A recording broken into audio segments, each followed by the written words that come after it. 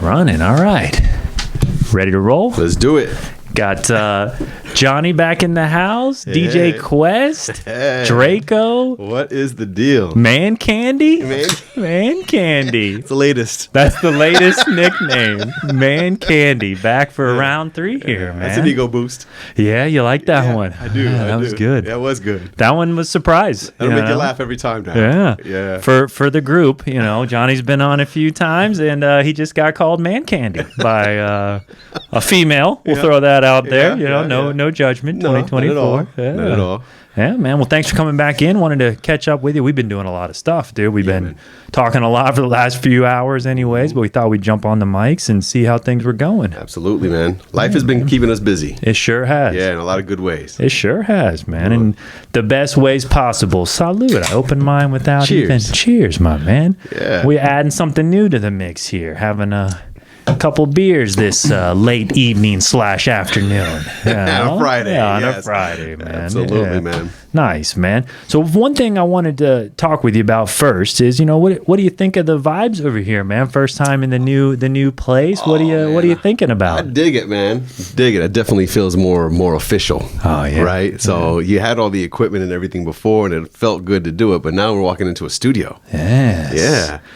In the SaltyFresh studio? The SaltyFresh studio. I should put that out on the door out there, man. Fantastic, man. It gives it a real good vibe. It's definitely Florida, and it's definitely Steve. Yeah, there you go. Yeah. There you go. I got boards in the other room, that makes it official. Yeah, it's been feeling good. I haven't, like I told you, I haven't been recording as much in here as I would have liked to from the jump, but like you said, there's a lot of busyness going on, and been working a few different angles. I got some people lined up to come on, so I'm excited for the future, man. Yeah, man. Just keeping having fun, having conversations with people. That's all it is. That's it. Keep the learning vibes open. Yes. Yeah, we need to learn here. Yes. That's what we came to do. And explore. That's what we came to do. Learn and explore, and experience life a little bit. Hit with the hard questions.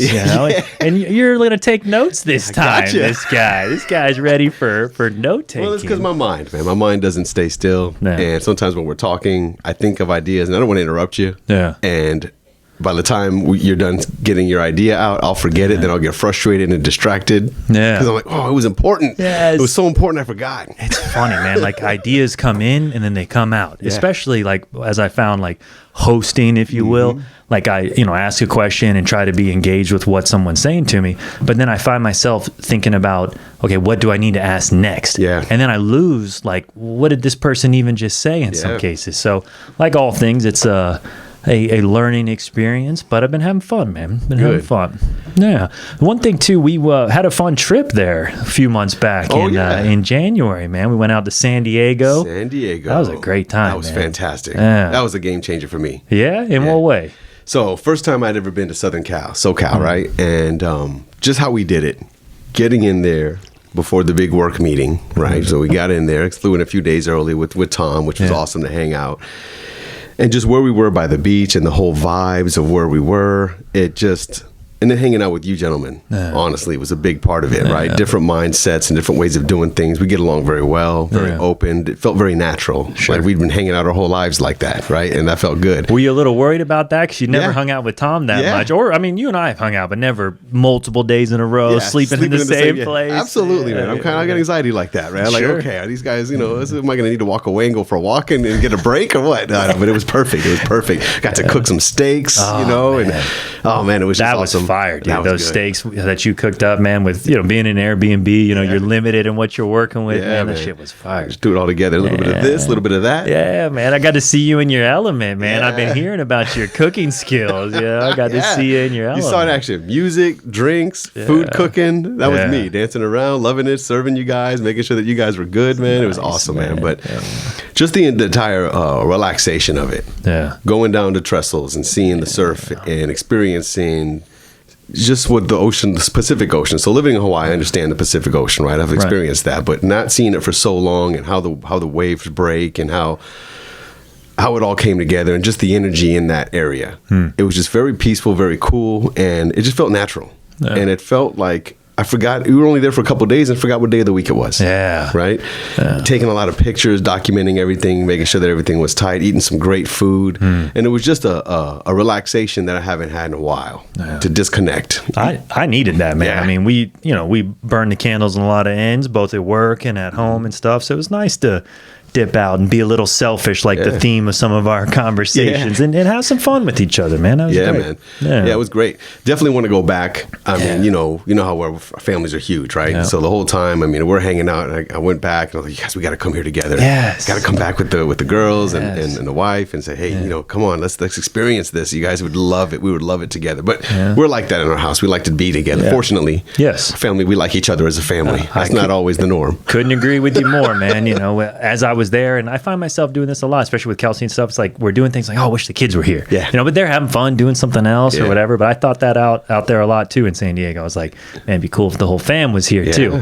But that's kind of what we've been talking about all day, is like trying to stay present. Like, okay, they're not here, so let's just enjoy the time with the people that are here, man. Keep digging that vibe. Yeah, brought home my souvenirs. Yeah. Right? A little piece of driftwood. Oh, that driftwood from Trestles. I was jealous of that, man. I'm that guy. So whoever somebody hears this, no offense, I'm going to take a natural souvenir. I don't want to buy something. Hey, I think that's legal. I'm not sure. They don't care. Took a nice, beautiful shell that's actually on my mantle underneath my TV. I got it set up there, and every time I see it, I smile. Really? Oh, yeah, man. It's there, man. Yeah, nice, I got it for a purpose, man. Yeah, that's how we are, man. I take a little piece of it with me. You know, we could always go buy a souvenir. I picked up a nice shirt. That shirt, I still love that shirt from that surf shop, right? But, you know, you can always buy a souvenir, a magnet to put on the TV. But I like to look for something that's natural. There's something that's really going to, when I take it and I look at that, it brings me right back to that sunrise. It brings me right back to the sound of that ocean, the way that beach felt, the beach structures that were just built like surfing cavemen, I guess. I don't know what it was. What you guys found when you were walking down the beach? You had like some huts set up, the huts and all that stuff, man. That was more super, driftwood. super cool. Yeah, man. Surfing cave. So having that on the mantle, I love it. Yeah, it makes me feel good. It makes me smile every time I see it. Like, man, that was a bomb time, man. Dude, when I saw that driftwood sitting on the back table at the Airbnb, I was like, God, I should have done that. I should have got one of those. I'm gonna pay Johnny for this thing. Let me get this. That's cool that it's under your mantle, man. That was a cool sentiment to remember that trip. Because I hit the surf shops, but I was so busy surfing, man. You guys got to walk around the beach a little bit more. I was so wore out, dude. Like I trained for that like big time. I did like a 10-week program where I'm running two times a week, 4 or 5 miles, doing my normal lifting and things like that to be ready to go. But and that was a bucket list for you, right? Oh yeah. First time ever going to California and surfing there. Southern California. I mean, I've been to Costa Rica. I've been down to Puerto Rico and stuff. And in Costa Rica was my first time in the Pacific. Okay. And then the first time I was there, I was like, man, this is a more powerful ocean, And then San Diego was the same, man. And then getting to go to Trestles, that was an experience, seeing what that was like. That's where the final stop of the World Tour is at this year. Okay. So the Pro Tour ends right there in Trestles, so the finals are going to be run there. That'd be a time for you to go back. It'd be if you could swing popping, man. Yeah, it would be packed there for sure. Something else that was fun. Oh, going to what was it? Christian Slater's shop. Remember we tried to find the shop and we got lost. Kelly Slater. Kelly Slater. Sorry, Kelly Slater. My bad. Yeah. So Kelly Slater, and we thought we were going to some sort of store someplace. Ended up in their manufacturing warehouse. Their warehouse. They're like, there's no store here. Yeah. We'll help you out though. Oh, so dude, cool. Those dudes were so cool. So what we did was, I've been riding these Firewire surfboards for years. So surfboard technology hasn't changed much until Firewire came around. Then they start building different decks, different composites, and they're more expensive, but they last longer. Like a traditional surfboard, you jump on it and you get pressure dings, or you drop it on a wood floor or in the back of your truck or whatever, and it would get dinged up. You're like, shit, like this is a brand new board. Yeah. But Firewires, the technology is fantastic. They last for as long as you want them to.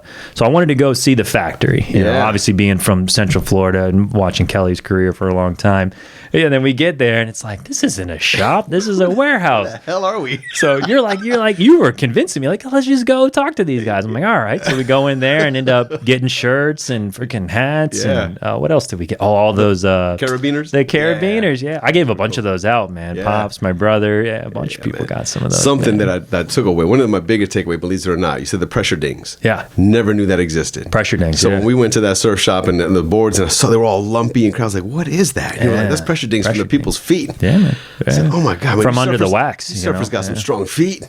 Yeah. And you move them around a lot more than people think, especially on your initial pop-up. It's like doing a push-up and then you land down on top of it. I mean, if your weight's too heel heavy or too toe heavy, you'd be dinging that thing up, man. I never seen anything like that in my life. That was impressive. It was cool. Kind of one of those things where, you never stop learning about stuff. And so when I saw that, I said, man, that's crazy. I don't know. I just kind of thought to myself, man, there's so much more to this than I can even imagine. Dude, isn't that the story of everything, You just start digging into stuff. But that surf ride, was that where we went? Surf ride? Yeah, Surf Ride was the shop. That's been there since like the 70s. Yeah. That surf shop. How cool were those boardrooms? You look like you were digging that. They were so sexy. Yeah. The boards, just look, the smoothness of it. I was talking to my daughter, because I told you she was surfing in Maui. And so she said, when she plans on coming back from her trip, she's going to buy a couple surfboards, because her and her boyfriend are into surfing and they love to do that stuff. And I said, cool. And so she was talking about what she's going to get. And we were having the same conversation this morning, because I was telling her we're coming to hang out here. And I told her, man, it's just going to the surfboard shops, the way they're so smooth, the lines of them. You just want to have them. Yeah. It's like you just want to own them so you can look at them and maybe touch them and love them and just leave them on the wall for everybody to see. That's hilarious, dude. Just yesterday, because I have them all over my house, right? Yeah. I just walk by them, pick it up, hold it under my arm. But it reminds you of certain waves or certain places you've been with them or whatever. It's like art, you know. It's kind of similar to that, but art that you use and beat up and take to different places. But man. I saw you light up in that boardroom, man. I'm like, I'm gonna get this guy. This guy's gonna be surfing with me in no time. Man. Yeah, we got to work that out. We will work that out. That will happen. Man. Let's do it. That will happen. That'd be fun. That'd be fun. Get some laughs out of me trying to get up. Oh, come on. We'll all be laughing out there. We'll pick the right day. What was cool about coming out there and seeing those waves for the first time, and the first day was the smallest, So like I'm all hyped up. I'm catching a bunch of waves. It was perfect. And then Trestles was amazing, man. Like the wave there was perfect, rights, lefts, and it wasn't super crowded. I've always heard for many years that place was crowded. So catch a lot of waves that day. We go back and surf that night back behind the Airbnb, which out of that whole trip, that was my Trestles was cool, but that little wave right behind the Airbnb was perfect. Oh man, you came back and dude, I caught the best wave of my life. Oh yeah, man. I still consider that the night after Trestle, surfing that night, was the best wave of my life, dude. But then the next morning, so at that point I'd surfed 3 times in 2 days. Yeah. And I trained, man. So I'm like, all right, I'm good. I'm ready to go. Yeah. The next morning was the biggest. Yeah. Dude, I only got that one wave, and then I got held under for a little bit longer than I was comfortable. And then I just got in my own head, dude, and sat out the back and just talked myself out of, putting myself in a tough situation. So that's what keeps bringing me back to surfing, man, is you can only focus on what you're doing, for sure. Yep. But it's scary. I'm still scared to surf, even just head high waves, man. That was funny, man, because we were sitting there. We saw you go out, and we saw you take that. You ate it, right? And we were like, okay. So we're sitting there, Tom and I, and I'm like, okay, what's he doing? Yeah. 5 minutes goes by, and it's like, oh, okay, he's got to catch that one. Here comes it. Oh no, what the hell's going on? I'm like, Tom, what do you think's going on? What's up with him? I don't know. And so then you went a little farther out, and you hung. We were sitting there waiting because I want to take some pictures, right? I'm like, all right, let's document this stuff. And then eventually it was like, no, something happened. Something changed, man, because you kind of just hung out. And then it became more, I think, where you were just taking it all in, man. Like understanding, like you did the first night as well too. But then you're like, hey, I'm not gonna hit the waves. I'm gonna kind of play this out and feel it. Yeah. But just to sit there and look around, and you had an energy about you out there that was like, wow, I'm here. This is beautiful. I'm just in my moment, doing something I love to do, And I'm glad it came across that way, because in my head, I was more like, fuck, like just honestly, dude, terrified. Yeah. I'm like, shit, man. Like, and I knew I was fine. Like, I you fall on surfing. It happens all the time. You get good rides, you get bad ones. But that one, just the position I was in, and then it's when you're trying to come back up and you can't. And that's just because of where I was at on that wave. And it wasn't, most people wouldn't consider that like a huge wave, but comparing to what we rode the rest of those days, that one just put me under a little bit too long, and I just was not. And if I'm not comfortable, then I'm in my own way, dude. Yeah, man. And just didn't want to risk it again, because I was all by myself. Yeah, no one else was out there. Yeah, and we thought about that too. Like, okay, I mean, we both can swim out there. I don't know which one of us is going to make it to help them. And then not do you want to go in a dark place, and you don't, sure. But it's past us now, so we can talk about it now, right? But in my mind, I was like, man, I don't want to be making that phone call to the family and saying we just saw it happen, and we couldn't do anything about it. You all were going that deep, man. No, it's just me in my head, I think. Yeah. No. But when I'm out there, I'm like, okay, either I'm going to get one in, or I'm going to have to because that's the craziest thing about the ocean, dude, is like you can't just say time out and just paddle on back in. I think that's a line from a movie. But anyways, you can't just, pause the waves and paddle right back in. You gotta, or you're gonna be in a rough position and get rolled over, especially on your that life's day, on the line. Your life is on the line. It's just so mental, man. I can hold my breath for that long. Like as long as that wave held me under, I could hold my breath double that. It's just the fact easily. It's just the fact of, all right, I was a little out of breath when I went down because I'm paddling into it, and I've been paddling out and moving around trying to get in the right spot. But and you were tired. You were surfing for 2 days in a row. That was the one I really had to tell myself, 3 times in 2 days, and spots I've never been in before, and different types of waves you haven't experienced. Exactly. And at that point, I'd probably caught 100 waves. Yeah. But that first day was amazing. Yeah. And then Trestles was amazing. And then that night, I was tired that night when we got back. I was surfing Trestles for hours. I think we went around town and ate some good food too. I was like, I gotta go back out tonight. And I took my small board out. I had a little 5.6 over there, twin fin, and caught this wave. Man, I'll never forget it, dude. Just shooting down the line, just smacking. Yeah. Just that made the trip worth it. Yeah, man. That's the thing about surfing is one wave makes it worth it. You could be eating shit on all of them, man. You just catch one good one and keeps you coming back. Imagine that's what gets you addicted too. Oh, yeah. You catch your first good wave and you're like, oh, I can do better the next one. Or even a decent wave when you're first starting, right? Yeah. You're like, oh, okay. You get a taste of, I can see what I could do. Yes. And you got to keep practicing. And it's it's almost like golf. It's kind of a weird, you know what I mean? You hit the ball one good time and you're like, wow. And then you hit it 99 more shitty times. Yeah. But you hit it one more good time and you're down for 99 more bad ones just to keep trying and all that. Yeah. It's similar to golf in that you're outside in the elements and that plays a role into what's going on.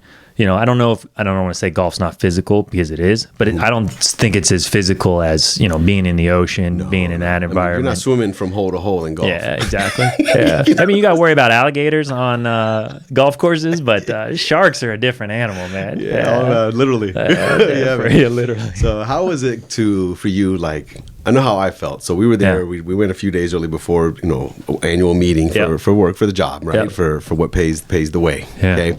And so we go there and we're sitting there at the hotel resort, which is really nice, by the way. It was a really cool event they put together for us and everything. So I mean, kudos to that. But what were you thinking as you were sitting there, just fresh off this great last couple of days, and you're in this corporate event, and we're looking around? Like, what was going through your mind?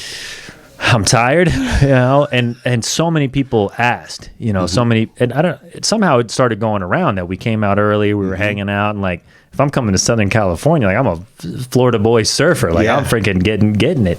So I was tired for sure that first day, those first couple meetings, but honestly, dude, just felt real content in what I got done because, we've been talking about this. The San Diego trip, we initially were talking about it.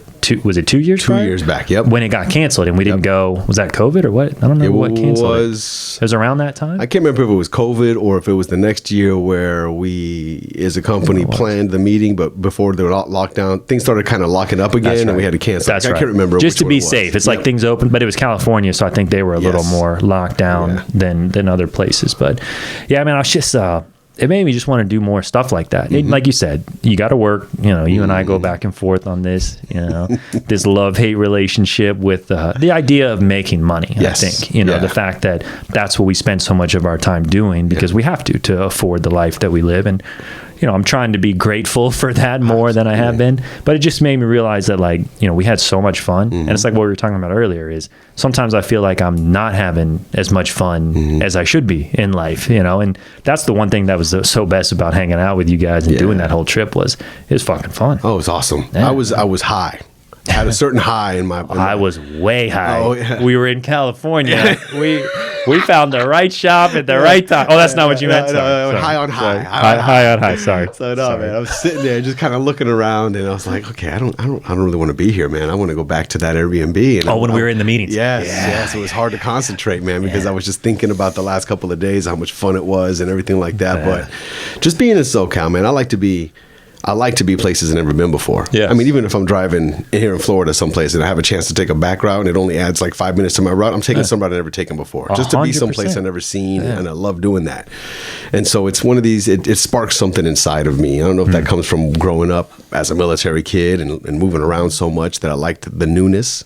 But I don't know if it's the dopamine of being someplace new. I like the anonymity. of just I'm here and I'm just me and nobody knows what I'm doing or not that I'm hiding anything like that. Look, obviously, I'm open with everything, but just one of those things of just sitting there and being able to understand, man, I may never be here again. I may never see these people again. I'm in unfamiliar territory and I like it. Yeah. I dig it, and it was just a very cool experience, man. Coming back, I talked about it for 3 or 4 days afterwards. We talked on the phone a few times about it, and then we saw each other in person a few times. It's like, where are we going next? Yeah, gotta do this next year. Where are we going next? Man. Yeah. Torrey Pines was cool too. That trip out there when we went through that national park. Yeah, that was beautiful. That was cool. Yeah. When we saw, I think the biggest thing I got, I wouldn't believe it now, when we held up that whale vertebrae. Yeah. That was insane. Other groups didn't get to do that, which when I was talking with other people, they were like, yeah, the whale bones, that was my favorite part. They're like, you guys were holding whale bones? Like, yeah, I held a rib bone of a fucking whale and it was massive. That damn vertebrae was insane. I was like, I want to find one of these on the beach. Where can I go find one? I want to take one of these home. Screw a piece of driftwood. Fossil. You want the whale bone? I want a whale vertebrae. Jeez, man. And then grabbing a couple seeds, allegedly. They didn't they didn't make it. Oh, really? Yeah, I tried to grow a couple of them pines, but didn't pan out. The universe knew you can't have it. Yeah, can't take seeds from a national park. Invasive species. Allegedly. Allegedly. Yeah, man. Jesus. That was a good trip. Yeah, it's good to relax. Good to I don't know, man. Just what was really cool for me was just having a goal and getting out there and getting it done. It's just sometimes it's easy to just look past things like that and lose focus on what you're trying to accomplish in the big picture. So, man. Where are we going next, man? Where you want to go? I want to go everywhere. Yeah. I want to go everywhere. Yeah.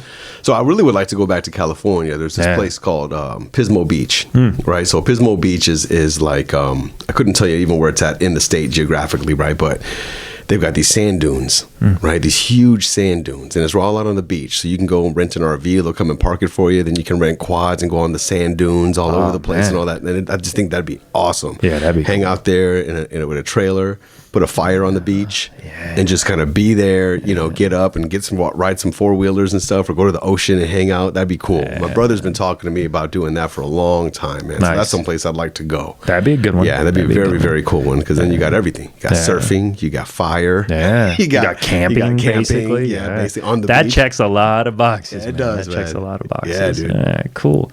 What's it been like, man? You got, we have kids in different stages. You know, my son's 11 and my daughter's 9, and yours are out of the house. Almost. Almost. Yeah, she's not out yet. Old enough to be out of the house, but not quite out of the house. Yes. And that's okay. I guess just different season. Yes. How's that been at home? Fantastic. Man? Really? Yes. So, Ani, older daughter, she's going to be 25 this year, and then my younger daughter just graduated high school. I don't know, a month ago, right? It feels like it's been a lot longer than 2 months ago, maybe. Yeah. Yeah. Oh my gosh, it's kind of crazy. The time is weird, man. So, anyways, about to be July. That's it. So, older daughter's already been out of the house. She's going to move back for a little bit, for maybe a couple of months, because her boyfriend's finishing up some things with. He finished school. He's got to take some boards and do some things, and they're looking forward to moving on their own. So she's coming, taking a quick pit stop while he does that. And then the younger one, they know they can stay at the house as long as they want. We're not, it's interesting, man, because I'll tell people like, I can't wait for this kid to be done with high school. I can't waste my last one in high school. And it's only 2, but still, that's enough. I can't wait to spend. They're like, you want to, automatically people think in their head, you just can't wait to kick them out of your house. And it's like, they can hang out as long as they want. I don't care about that. I just don't want to be responsible anymore for them going and having to be somewhere. Yes. That's all I'm going to go with, that responsibility, man, And so, now that she's done, she went and checked out a school the other day she's going to go to for her career that she wants to build, and she's so excited and pumped. So it's cool to see them in the next stage. And I think that's where people get confused on things, right? So there is something to be said about having them young, and you're experiencing as they're learning life and they're growing, and you got your chance to mold them and influence them in a way, hopefully positive, for them to do stuff. But at the end of the day, man, the natural progression is they're gonna split, man, and they got to live their lives. And maybe this will change.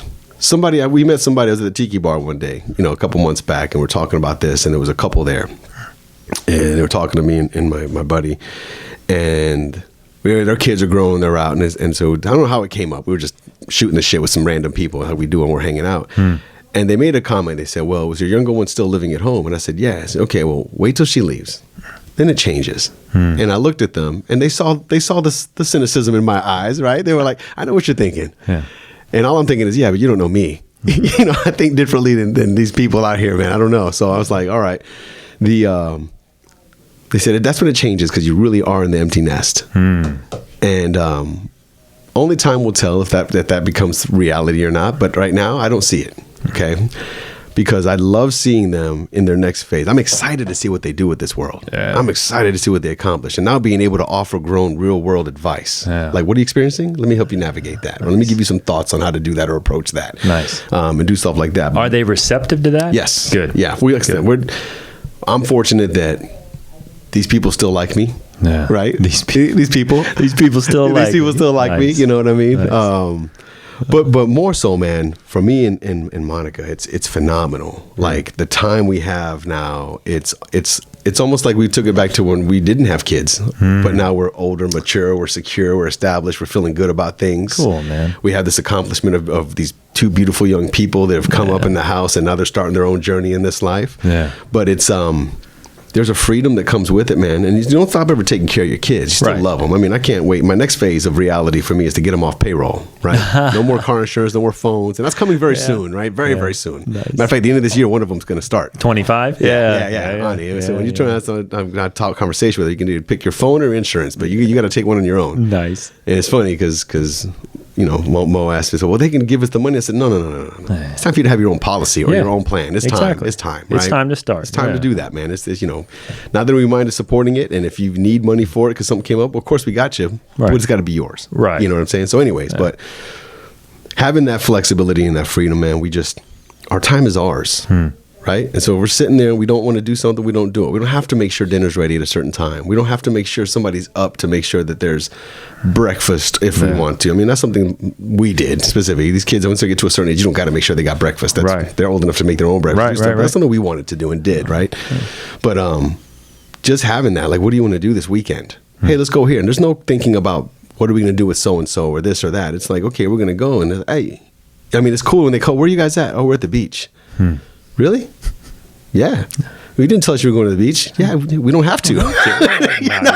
Nice. Yeah. You said you were busy, so we left, Do you miss a little bit of the having to take care of them more, having to drive them here, drive them there? Do you miss that at all, or not yet? I miss the, no, you miss the, so check it out. Like, so when Ani does come home, even if I saw her yesterday and she says she's coming back over the next day, I can't wait to see her. Nice. Right? You just can't. Yeah. I mean, that doesn't go away. I love seeing them. It's not like, I can't wait for them to go and blah. Yeah.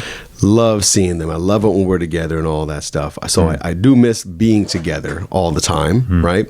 I don't miss making sure everything's packed. Sure. Yeah. You know what I'm saying?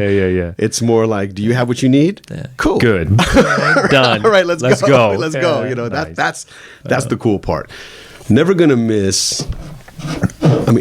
get over the fact of and here's the thing. I think that's going to get sweeter, the thought of that.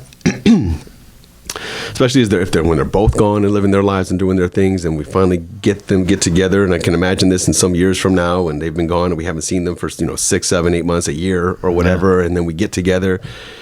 The excitement's going to be insane, right? I still love. Oh, you coming home? What do you want to eat for dinner? So, but now it's more of pleasure. It's not making sure there's food to eat because my kid has to eat. They got to eat. They're growing. Yeah, exactly. It's more like, what would you like to eat that I can make for you? And love doing that and cooking that. And Monica's the same way. And so they ask for these dishes that they ate, and you're like, haven't had this in a long time. And you're like, that's cool. Can't wait to go to the store and get the ingredients and get it all together and do it, man. So that's your guys' love language. Cooking, that's it. man. Food, man. Food makes the world go round. Makes the universe spin. 100%. 100%. So yeah, man. So my always thing what I tell folks, man, is look, man, they're gonna keep growing. Yeah. So you're I appreciate, man, how and admire that you're in the mindset of I want to appreciate and soak every moment of this in. Yes. That's my priority, right? And that's the deal. We were very similar growing up when our kids were growing up as well. Yeah. And it pays dividends in the future. Yeah. It's nice that you love to see each other, and when you go out, when they get older, man, you feel more like a unit. Yeah. Like, you know that for a fact, I got 3 other people that have my back no matter what goes down. 100, man. Yeah. And as Blake keeps getting bigger, the dude's 135 pounds now, man. He's a freaking tank. Yeah. And the bigger he keeps getting, I feel a little more confident walking around. This guy, I'm joking, but no. No, you're not. But no, the thought of the unit is nice. Yes.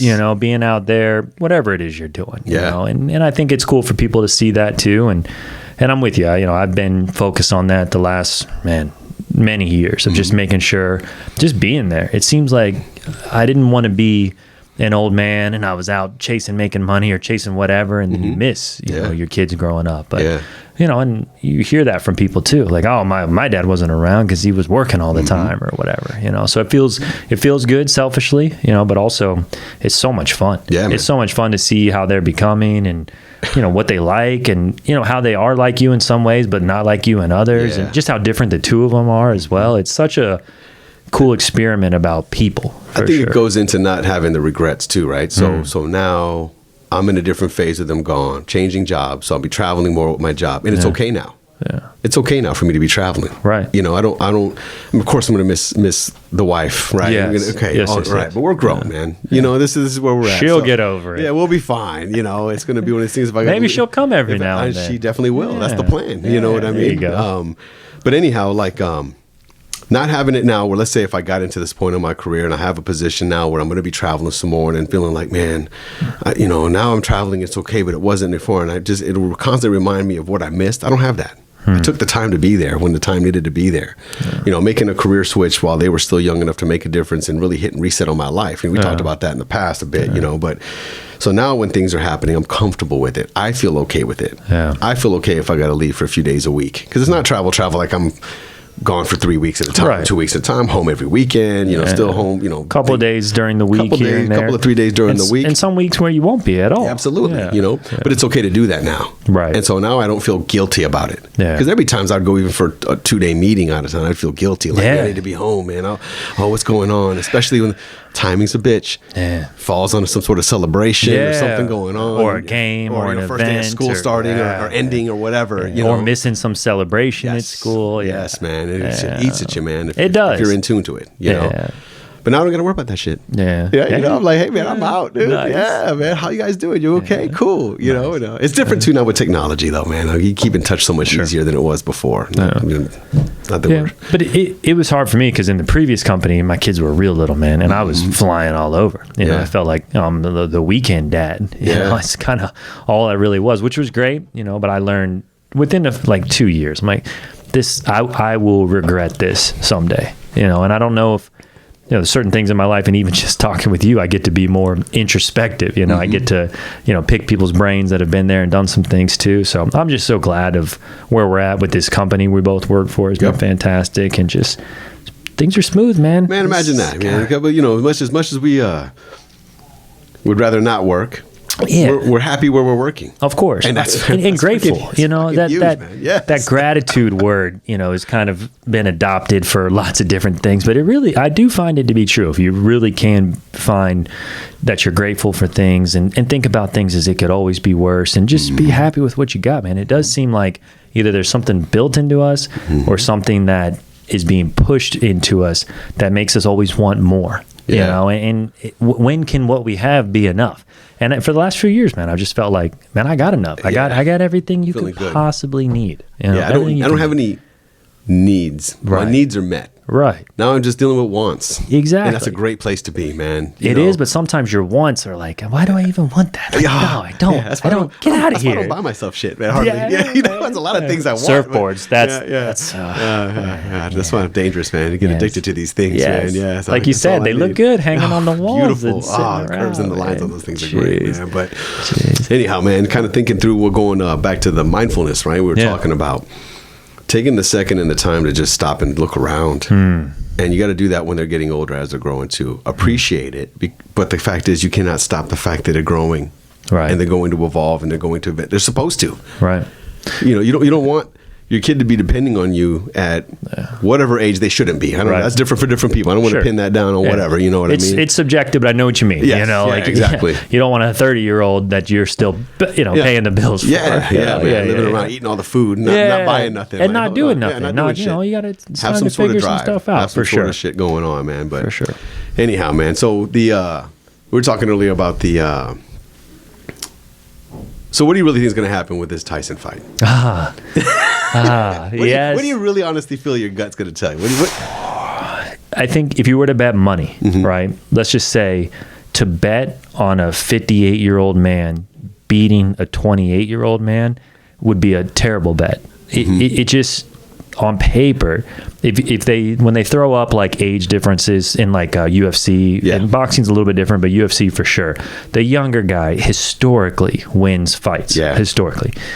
And Jake can box, man. People give him a lot of shit. He got some talent, man. He does. And he's got a lot of money, and he's been training for years now. So with that type of dedication, he's a good boxer. But when he fought a real boxer, did you watch the Tommy Fury fight? I missed it. It was close, but it wasn't as when he beat up some older retired MMA guys. I don't know, but still, like if you would have thought that he would beat Tyron Woodley or he would beat Anderson Silva, it'd be like, no way. No way this Disney star is beating these people or knocking people out, let alone beating them by points. So I think one of the things that's a problem for him is... For Jake? Yes, for Jake, is not the skill, right? He's got the skill. He's obviously got the time. He doesn't have to be preoccupied with trying to survive. He's got money, right? He's had his success. Right. At some point, I don't know if he can shake it. He's got a preconceived image from what he did to gain the wealth he has to allow him the freedom to really fully concentrate on this passion, right? And I don't know if it's fair to kind of hold that over his head with how he's. And I'm not saying it's something natural because people see him and they just see this TikTok guy and they hate him. Yeah, people hate him, and some people he was doing some dumb shit to get rich. True. A little bit. He would probably say that too. Obviously, we don't know the guy, but maybe he would say that. He's had some mistakes. But people hate him just to hate him. But I mean, he did call himself the problem child and kind of leans into it. But that shit sells, man. Man. Conor, that's how Conor made a lot of his money in the UFC. Whether you love him or hate him, people are tuning in because maybe they see him win because they like that, or maybe they see him get beat because they like that too. Yeah. But I think Tyson could beat him. I think the way they had it structured, 2-minute, I think it's 8 2-minute rounds. Yep. And I forget the size gloves, but 2-minute rounds for a 58-year-old Tyson who's probably allowed to, be on some of the things that older men can get into that help them perform at a high level. And whether you agree or disagree, I think that's great. I think he can knock him out. I think for sure he could knock him out. I think if it goes the distance, Jake Paul wins. I think what it is, man, is there's a lot of people that I agree.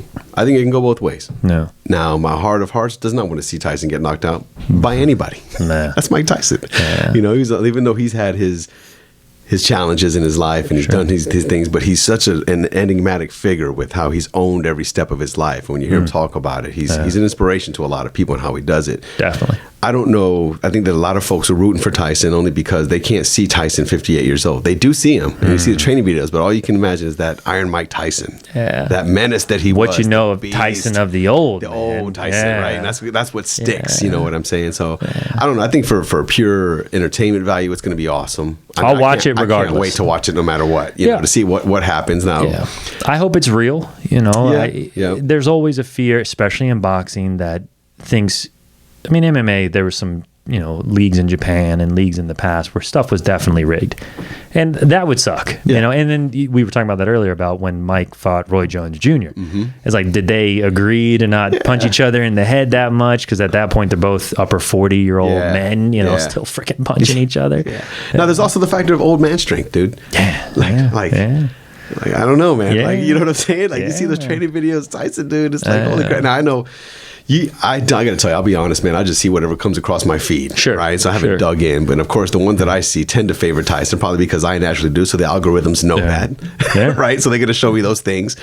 But you always see the clips, and Tyson's just moving so fast and powerfully. And Jake looks more like he's doing warm ups. But I think that's marketing, to be honest. Exactly. I think that's just editing and marketing. I was just going to say that. Who knows what Jake's putting out there, and what he wants. He put on a lot of weight. He put on a serious amount of weight because Tyson's a little bit heavier than him, and he's been fighting people lighter than him, older than him. That's kind of been his thing. But people with serious skill. So I credit the guy. I remember a few podcasts back talking with like Giovanni, who's a professional boxer based out of Orlando, and I was asking him, like, what do you think of this? This was well before, I think at that point he had knocked out Ben Askren, who was like a wrestler that he came in and freaking Jake Paul. He's got power, man. He's got he's got a hand that if he finds your chin, he can put you out. But just people thought it was a sideshow, and to an argument, I mean, it's not the same as, traditional boxing route where you have, but if he was just an up and coming boxer, 9-1, it's. If he didn't have any of those preconceived, is what I'm saying, man. If you take away all that, if you could erase that and just have him be only known as somebody that's really passionate about it, because I think that's what happens, man. People tend to question, is it real for him? Yeah. And at this point, I think that's hard to question. There's a lot of people that... I think it is, man. I think there's a lot of people that agree. The kid's got a lot of talent and a lot of skill and stuff like that. But it's just hard, man, because people stick to we stick to our preconceived notions as human animals, man. 100%. Like, man, fuck that guy. Or it takes a while to break those notions down. This will speak a lot, right? So even if he goes in there, even if he loses, but if he goes in there, and he holds his own against Mike Tyson, regardless of how old this guy is, how old Tyson is. That's still, you held your own against Tyson. Yep. A 58-year-old at the time who's been through a lot.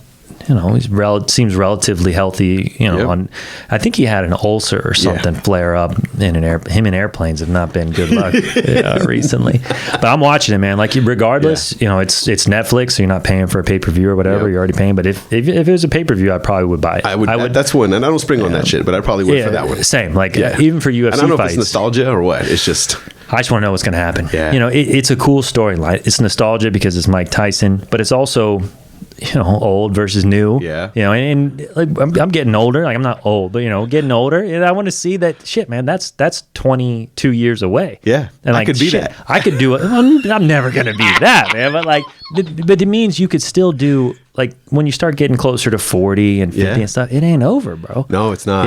You got plenty of life left. Think about that, man. You realize that it's funny, man. Just as I'm getting older. Yeah. And it's one of these things where you look at I was talking about this with one of my daughters, or who I was talking about this with a couple of days ago, man, and it was a situation we were talking about. I know that somebody that's in their late 30s is ancient to you, right? Especially as a 19-year-old, and you look at somebody who's in their 30s, that's ancient. In their 50s, when are they going to die? Aren't they going to go soon?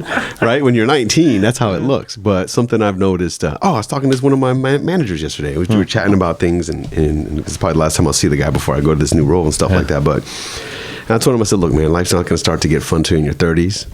And as you get older, you're always going to look at the previous decade as young. Yeah. Right? So in your 30s, you're like, you're just a 20-year-old. And you get to your 40s, you're like, you're in your 30s. You still got things to learn. In your 50s, you're going to be looking at 40-year-olds. You can't forget, these are still grown men and women. Yes. Right? Yes. Even though they're younger than you. You know what I mean? But each decade brings more, I don't know what it is, man. It's more knowledge if you're open to listening and paying attention. Wisdom, sure. I mean, and I think it's a country song, life's a dance, you learn as you go. It's 100% true. Yeah. You can have all these notions and what you want to accomplish and what you want to do, but most of all of us are just figuring it out as we go along, man. Dude, nobody knows what the fuck they're doing. No, none of us know what the fuck we're doing. Dude. You think about that. I think about from every level, man. I think about corporation CEOs, and you have these. I mean, there's some really smart freaking people out there, right? That have made some decisions that have really changed pop culture companies, or whatever. 100%. But at the end of the day, they were just like, this makes sense to me. Yeah. Let's do it. And it worked out. Yeah. But they didn't know it was going to work out. There's no crystal ball that told them that success was around the corner, or this was going to have that impact. It seems like most of the time when like big breakthroughs like that happen, it's mostly by accident. Like they weren't planning on changing this or changing that. It's just right place, right time, and the right drive and energy, and maybe it's resources to get something accomplished. Certain level of courage, right? For sure. Talking about this earlier, the round table that we were having with the group here in this office building, that it's like some things you just have to do, and you have to just do it, take your lumps, and do it again so you don't hit those lumps, so that you can receive other lumps. 100%. And then you're going to get different lumps. Eventually, you just keep learning and growing until it becomes nothing, because you've learned all this stuff. But if you don't do it, if you don't start, it'll never get anywhere. Yes. Right? Yes. Ever. We can plan until we die. Yeah. And then it'll just be like, I should have just pulled the trigger. Should have just done something, right? Anything. Because even all those plans and everything, you can have a vision of what the outcome's going to be. At the end of the day, I believe this, man, we don't control how the outcome's going to happen. Okay? So as long as you have the vision and you know what you want to accomplish, you can try to draw a line to it, but the line's going to get beat up and dinged and crooked. It's going to get crooked. And then you can't could predict divert fully, the line. Yeah. So I had this conversation, sitting, having a drink. And I said, man, at the end of the day, we don't know what's going to happen anyways, man. You just got to kind of let it happen, right? And this is my brother. And a lot of times me and my brother, when we talk, we're talking about the same thing. We just have different approaches. So we get into these, like, we're going to fight, but we're not. We're just talking loud and like cursing. Yelling at each other. Right? But we mean the same thing. It's just we just have different ways of getting there, right? So, which is very cool. That's how y'all communicate. That's it, man. A couple of apes. So anyway, so he was like, no, fuck that, man. You got to take control and you got to make shit happen. You got to, fuck that, man. No. You can't just let shit happen. I was like, I'm like, hold on, dude. Right?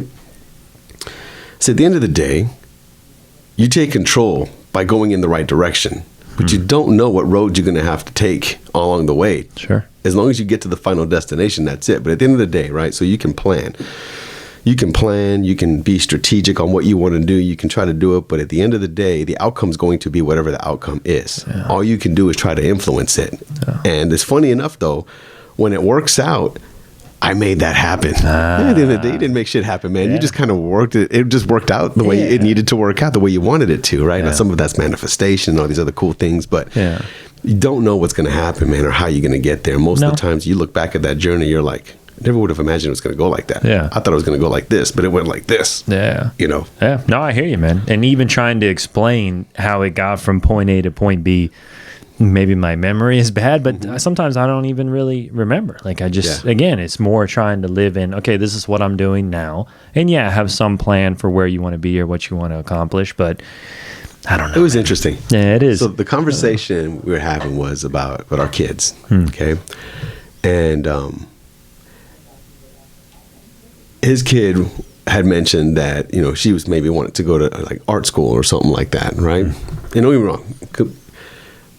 My brother's completely open to the arts. He appreciates it. He's seen all of us doing different things growing up, and he loves it and all that stuff. But I guess as we get older, things change and stuff. He was like, no, man, you can't do that, man, because you need to do something that's going to be structured. You need to get into something that's going to actually grow and you can build on it and actually be successful, right? Yeah. And so I was arguing with him. I said, well, that doesn't make sense, man. Like she should just do what she wants to do, and everything will work out. And that's just where we're talking the same language, but we're speaking it from different angles, right? Yeah.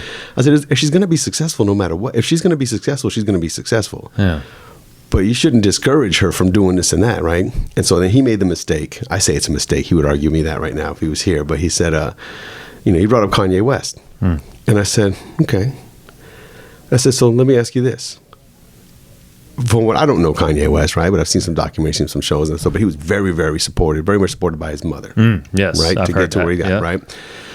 And I said, what happens is, man, she just needs to make sure that whatever she's going to do, she's all into that, and that's what her focus is, laser focused on, no matter what it is, and she will be successful at some time. When? That's a different story. We don't know when, but it'll happen. Right. And so he was arguing with me like, no, man, there's those things, man. Nobody wants to. That's not going to be. That's a pipe dream and this and that. I said, I said, damn, dude. So you think that Kanye West, you think it would have been better impact if she told him, don't follow the dream of music? But he believed that he could do it. He believed with his spirit and all his being that he was somebody and was going to make it happen. And she encouraged it. Yeah. I agree, but I think that could go the other way too. Is some people get told they can't accomplish something or they can't do something, and then they end up. That's the fire that they needed. Yeah, maybe their mother, their father, whoever. Like you're never going to do that. Stay in school or whatever. So I think it's what we said earlier. Is there's no one way to do anything, man. Yeah, anything. No. People have a lot of opinions and ideas, but no one really knows. But to the individual, it's. The only thing you can really control is what you do. Yes. That's it. Yeah. That's it. Not what you think. Sometimes you can't even control what you think. I'm sorry, I'll speak for myself. Sometimes I can't control what I can think. Yeah. But all I can really do is control what I'm doing at that exact moment. Yeah. And that's it. See, I think you're right. Yeah. With somebody could tell you ain't going to be shit. You can never do that. Yeah. Now, where does it come into play where somebody lovingly encourages you I think the approach of telling you ain't going to be shit and you're like, no, I'm going to prove them wrong, that comes from somebody that they've always told me I couldn't be shit. Yeah. It's more of a negative. This person's never supported me. They've always just kind of told me I can't do shit. Yeah. And so now I'm going to prove them wrong, as opposed to somebody who's been like, you can do this. You can do this.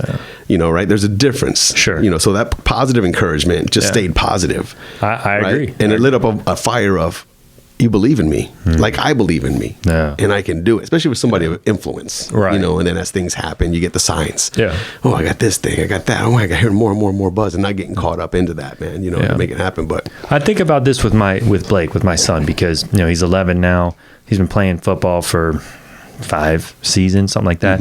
And the dude's got a lot of accolades, national runner-up, state championships, lots of trophies, lots of accolades. He's got it going on. He's got it going on. And people are like, oh, you think he's going to play professional? I'm like, if he wants to, right? Maybe. If he can stay committed and healthy for as long as he can, then, and some of it would be luck. The chances are it's probably not going to happen. If you sat down and wrote it on paper, but the way to make it happen is the old rule of, 10,000 hours. Your best chance is to work hard at it, study about it, focus on it. And if you're enjoying it and the rest comes and you end up, start with playing in high school, start with going to college if you want to do that, because you're going to have to, and then see what happens, And some people have that theory that you shouldn't have a plan B, like you shouldn't have a safety net. I don't know. I think, in that scenario, or if like you're taking, an artistic approach to life and leaving, certain things behind, should you have a safety net or not? I don't know. That's a hard one, man, I think, man, because there's something to be said about the laser focus. This is it. Yeah. I'm going to do this. There's no room for failure. This is going to happen. And so those folks generally, there's some people that just had the natural gifts that just were beyond others, and they didn't even really kind of want to do this, and it just worked out that they did it. Right? There's always that person. Yeah. But I think that there's a balance between that, man, because you can have that laser focus. I think you got to have some sort of plan B, but does having a plan B diminish your real drive to make it? Does having a plan B, it's like the difference of saying I'm going to do that versus I'm going to try to do that. Right. When you say try, you give yourself an out. An out. You're still going to work towards it. But does a plan B and a safety net give you an out?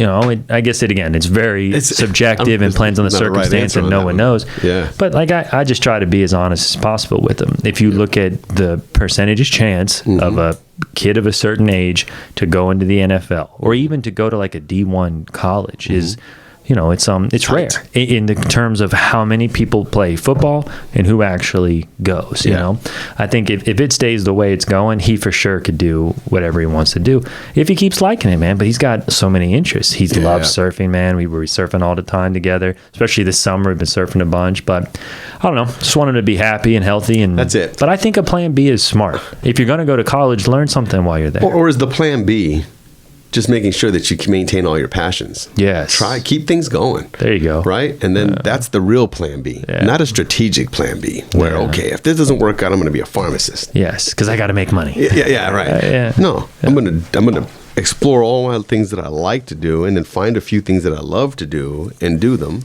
And the plan B, you may be wanting to do this as your primary, and your plan B just not automatically, but just by nature falls out to be not football, surfing. Yeah. You know what I mean? Or painting, because you like to do a little art in between and you never thought about it. But as long as you're working towards those passions, that's the plan B, to have something else lined up. And that's exactly what I told him. You got to find things in life that you like to do with your time, and that may change. You may like to do. It will change. That's a good point. It will change because things change, circumstances change, and like I said, there's no crystal ball. No one knows what happens in the future. But I don't know, man. I like talking with people that have done this, gotten their kids to where yours are today. And, you want them to be happy. And you always want them to be a little bit, I don't know, not that we were bad off, but it seems like as a parent, you naturally want them to just do a little bit better than you. Maybe something you didn't have that you teach them, Well, I think, man, I don't think I know this, man. Just being open to that fact, and it's not about it is doing better, but not better in the sense of there's levels or trophies, right? It's better in the sense of as a parent, I want to provide them with more opportunities that I had so that they can explore things and figure out what they really do like, right? So, for example, my daughter, she tried a few different things. And my mom, loved my mother, supported me in everything I've always wanted to do. But she was like, she's concerned about me spending money or just kind of investing time and wastes of time. Like, so my daughter, for example, wanted to play lacrosse at one point. And I said, okay. All right, let's go buy some equipment. We didn't go out and buy the best top equipment from the store and get custom made. We went to play it against sports and bought some stuff and tried it, right? And so I let my mom know, just random, like, hey, I'm just going to try to do lacrosse. She was like, really, you guys, if she's, is that a waste of time, money? I go, I don't know, Ma. I don't know. All I know is that I can afford to buy some used equipment and make it happen. I know that you couldn't afford to do things certain times when I was growing up. But I don't have that problem right now. Not that I'm rich or by any means, but I can afford a used lacrosse stick and glove. Yeah. I can do that, right? Yeah. So let's go do it. But the only rule I had, so exploring that to see if she liked it. She didn't like it. She had to finish the season. That's the only rule. Yeah. If you started, finish. You got to finish your season. You got to finish what you start. So we made her do that. But just being able to provide that alone, that one example is providing a better opportunity, just in the nature of being open to it even, and then doing what I needed to do to have her try it. Right. That's that better. Yeah. I agree. It's not better financially or they got a bigger house or more expensive this, more expensive that.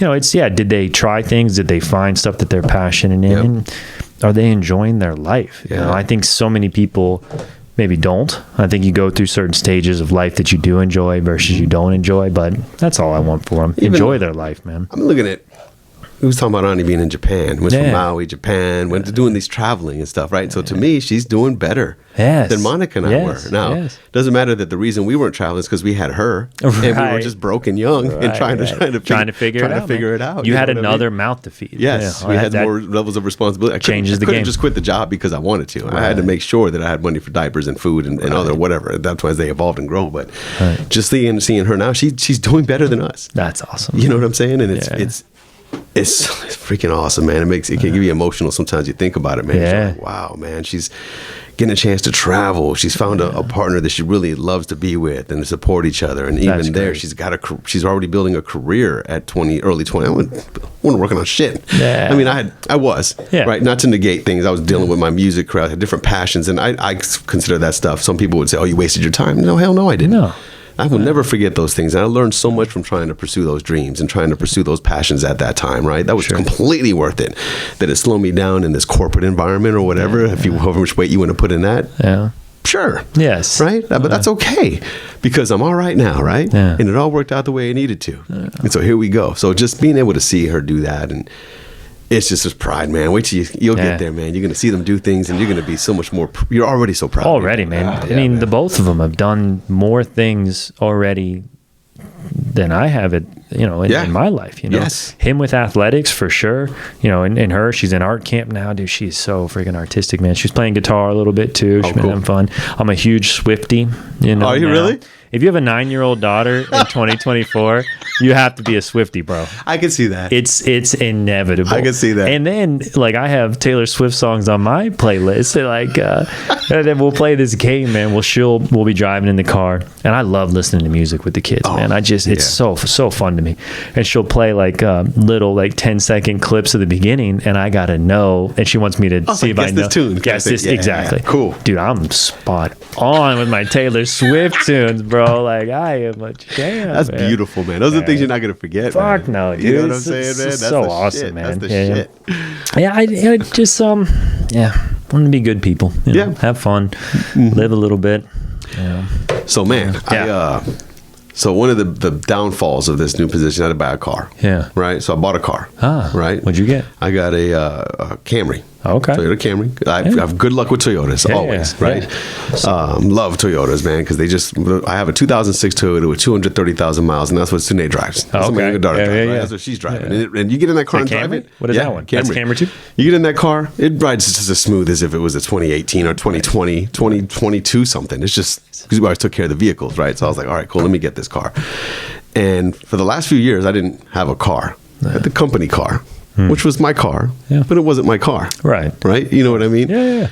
And so I've got this newfound passion, man, of So I bought the car. I had a specific model in mind I wanted, and I wanted an XSE. Don't tell me you put spinners on it. Not yet. So no, not yet, homie. So, anyways, I got the panoramic sunroof. Got the features that I wanted. It's a 2020, right? So it's a few years old. I'm not gonna. I bought a brand new car once in my life because I wanted to say I did it. Yeah, and I won't do that again. It's not practical, right? Some people may disagree with me. I think you buy used cars good. It's about with low miles, take care of it, right? Right. So we got it, and so I've got it and I parked it because until I lose my company car, I'm not driving it because I'm gonna be driving it a lot when I lose the company car, right? So it's just sitting in the driveway, man. And now that I have it, man, and I have my car, dude, my search is all about upgrades and modifications and crazy shit to do with it, right? Because I got a nice little model, right? It looks good and everything, man. So I keep looking for parts and stuff, and it's something interesting. My brother, talking to him, and he goes, Johnny, you've never hooked up a car before. And I said, yeah, I have. Just don't tell me what I haven't done, right? Yeah, I have, dude. Fuck off, right? And he's like, no, you haven't. I said, you're right. You know what? I always kept them super clean because I had this thing that if I'm paying for a car, I ain't putting anything extra into it. And then by the time I was done paying for a car, it was old. I didn't want to do anything extra into it, right? It's just weird ways. I don't think like that anymore, right? I've learned this recently. I don't think like that anymore. So anyways, man, I'm having so much fun with this car. Nice. Buying little details for it, little things. I keep buying a few things here and there and stuff like that. And since it's sitting there, I'm like a little kid, man. I go out there and start it and sit in it. It's like my first car at 16 or something, man. I start going, I sit, I'm like, yeah, man, this is nice. This is my car. This is me. It looks like me, smells like me. This is my car, man. I love this damn car. So that's a very positive thing. Another positive thing. Not having the payment, that's not very positive. Yeah. Not a great time. The corporate car is nice for that. I don't know if there's ever a great time to have to buy a car, honestly, but you got to get around, man, and if you like it, it makes it worth it. You know, like that's like my truck. You know, I love having the truck, but you know, it's I put money into them. I always have since I was a kid. You know, I got to get lifted, got bigger tires, got to put exhaust on it. You know, so it's funny because I was thinking about buying a truck because I'm going to get a truck eventually. I want a truck. Yeah. And I was like, okay, so because essentially this is a work vehicle I'm buying. I'm going to put a shit ton of miles on it, be driving it around all over the place. And I said, okay, do I want to buy a truck now and do that, or do I wait, whatever and whatnot, man? But this is the warm up, man. Hooking it up, right? So I'm working with all the aesthetics on the outside. I bought a couple of things on the inside, so I'm gonna hook that up, and then I'm gonna look at. I think the only thing I'll do to the engine is get a cold air intake. I think that's what I'm gonna do to it, man. What's in it? 4-cylinder, 6-cylinder? It's one of those new 4-cylinders, man. Okay. It doesn't turbo. Doesn't have the turbo, man, but it feels like it. Because I'm like, this doesn't have a turbo. It feels like it. You know, it's funny because I got it. And it was like, man, I didn't even know they made this model in a 4-banger, man. That really? It's a 4-cylinder? And I was like, nah, it's got to be a V6. Dude, most, like, the Ravs are 4-cylinders. Yeah. And they go. Yeah, they go, man. I feel it. When I push the gas and I need to, it goes. I don't know how it goes. No. I guess they don't make 4-cylinders like they used to. No, it's not the same, man. No. Not the same, for sure. Dude. Yeah, the power they're getting. But anyways, man, it's exciting and fun, man. Yeah. And so it's like, all right. That's a good positive. Yeah, not to just get too caught up on having a car payment. Yeah, and I forgot about that. I was like, so I'm thinking, I got to hook it up before I start driving it. Yeah. Especially before I have to make my first payment. Because once I make my first payment, I'm going to feel like, I'm not going to put any more money on this car. Nice. Might as well soup it up now. Might as well do something to it, man. Nice, that's exciting, man. Intakes are cool. Have you ever put an intake in a car before? No, man. It's pretty sweet. Like, done them in a couple trucks mostly, like in a Dodge Hemi with one. I want to put one in my new truck with the Coyote, the 5.0. Okay. It sounds so cool. It just, when you hear the air getting sucked, it's like an older turbo that you can actually hear that thing. Doesn't give obviously near as much power, but it sounds cool, man. When you want it to. And it breathes better, so it's more fuel economic. Yeah. So they say. So they say. I don't know how. I don't know how that happens with 20 more horsepower. I don't buy it because then, especially like when you start putting exhaust on stuff, it's like, oh yeah, it's more fuel economic, but I'm getting on it all the time because I want to hear the exhaust. I'm just freaking dumping, smashing it all the damn time, man. Yeah, man. What kind of truck would you get? A Tundra or Tacoma? You stick with Toyota. Man. So I debated on that, man, and I at first I was thinking mid-size truck, so nice Tacoma, right? Nice Tacoma, hook it up, and then I thought. It's funny, man. Wife and I were talking, and she was like, "Can you tow anything you want in that?" I said, "I can tow what we're gonna tow. We're not really doing shit like that, dude. We're just normal. You know, we're not into shit like that. I'm not towing a whole huge trailer or different things like that." She goes, "But what if you had to or wanted to? Could you?" And I said, "Probably not something real big." She goes, "Well, we need to get a truck. We need to get a truck that can do whatever we need to do, right? Yeah. And so I said, shit, that's a good point. Yeah. I was like, wow, you're encouraging me to spend. That's cool. Buy a bigger truck. Yeah. His wife's going to tell him that. Word. All right. Hell yeah. So anyway, I started thinking about that. And I was thinking F-150, right? Good, solid truck, right? There's a lot of nice trucks out there, man. But that nice truck, and honestly, man, it's because I know you have your truck. It's really nice. My brother's got his, and he loves it. He's got F-150 too? Yeah, man. He's got a EcoBoost. Yeah, man. Really nice. He's done a lot of cool shit to it. I mean, just lift it in, just stuff and things to it, man. But I don't know, man, because it's like either that or I was thinking maybe a Tundra. Right? Another good full-size truck. And it's just because I have this thing for Toyotas, man. They've always treated me very well. Yeah. And so I got started looking at this thing, and the advice I got was, look, you want longevity or what are you looking? What do you want to do with the truck? What features? I said, well, I mean, I want a nice truck. I want to do everything I needed to do, right? Right. And the advice I got was like, if you want longevity, trucks are going to last a while because they're built differently. They're a tool, right? So they're a truck, right? And a high mileage truck what you would consider high mileage in a car isn't necessarily high mileage in a truck, right? So it's a little different. So but the advice I was given was if you want something that you know is going to be longevity, get yourself a Tundra, right? Because that's going to last a long time. But if you want a good solid truck that's going to perform great and be an awesome tool for you, then get the Ford. Yeah. Right? I think people have good luck with both brands, my dad's had F-150s that, I don't know, man, 300,000 miles. Wow. My grandfather's had a couple like that too. Yeah.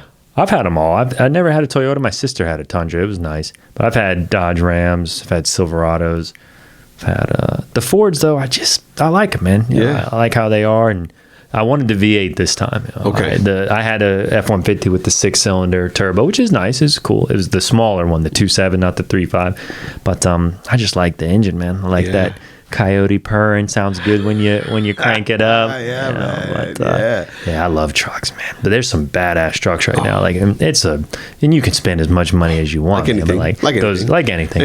Yeah, those Raptors or even Toyota. Some of the Tundras they put SR5. Maybe I can't think of what their models are that have the more horsepower. They're like the TRD, like their off-road package. Yep. Yeah, some nice trucks, man. That's funny, man. You start thinking of things and realizing the cost of these toys, right? And it's funny. I was rolling with Monica, and I'll say, "Man, look at that boat and that truck. Yeah, that's $200,000." Yeah, and rolling she's right like, there. "What?" Yes. I go, "Yeah, that combined. That dude's proud of his toys. Look how clean all that is. Look at that. He feels like he's the motherfucking man right now. Dude. I guarantee he's the man. You know what I mean?" So, anyways, pretty cool, man. So I will get a truck eventually, man. It's I just want one for the two because I do a lot of shit, man. I mean, not like.